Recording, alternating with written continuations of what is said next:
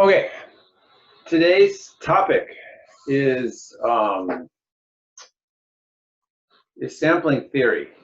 So this is the first lecture, which is totally and completely beyond what has to be in this class, right? So we have graphics classes taught at universities all over the country. It's a common topic for a graphics class, but I'd say it's not a required topic. So if you do an intro graphics class, you're definitely talking about transforms, right? You're definitely talking about lighting. You're definitely talking about the camera and viewing. These things have to go in there, otherwise you can't understand how graphics works. So this is what I would call an advanced toolbox kind of technique. And I think it's important enough that it's the one I've chosen to add in, right? So we all have to make choices. There's sort of this stuff that every graphics class is going to have, and there's the stuff which is add-ins. And I think this one's useful. It's also, I think, the first lecture that's really going to make your head hurt. You don't need to understand all of the math that will appear in this lecture. And indeed, I've tried to replace as much math as I can with pictures to try to give the top level idea of what's going on.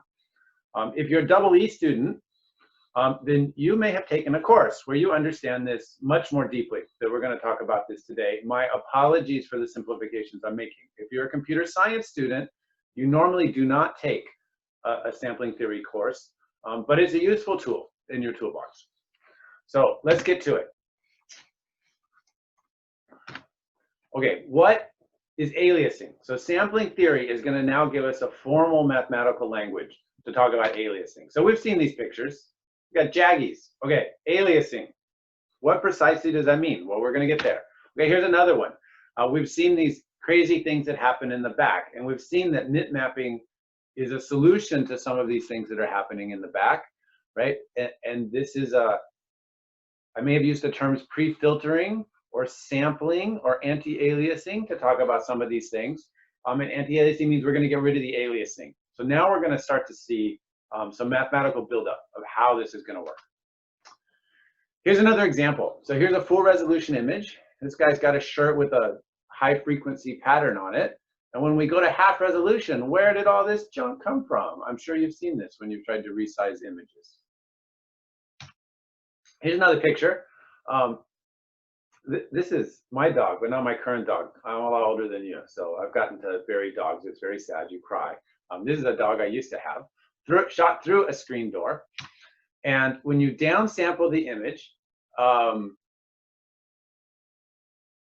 then you get these weird banding lines. These lines come through here. And now I downsample more, and I got these weird lines that show up here. What's going on? Why are these lines are showing up in here, right? They weren't there in the original high-res image. Lest you think it's a computer science digital thing only, here's an office that I used to work in. So it had these shutters, and these shutters have all these little dots in there, sort of like the screen door. And then two shutters overlap. And when two shutters overlap, I get these big dots. There was no big dots here. Where did these big dots come from? This is aliasing. This is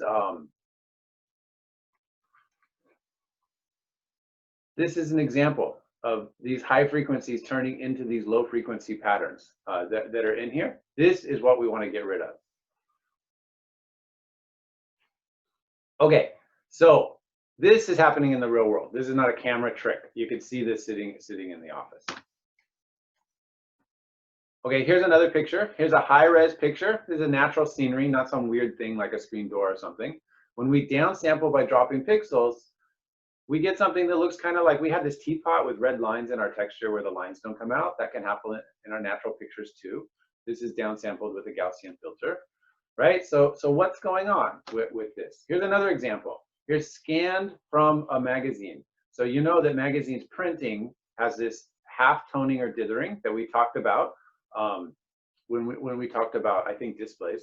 And so when we downsample, you can see all these little dots where the printing happened, right? And if we downsample this thing, oh, what are all these things that show up? This is kind of like those blinds that were in that office building, right? We get all of these bigger dots. What is going on in all of these cases?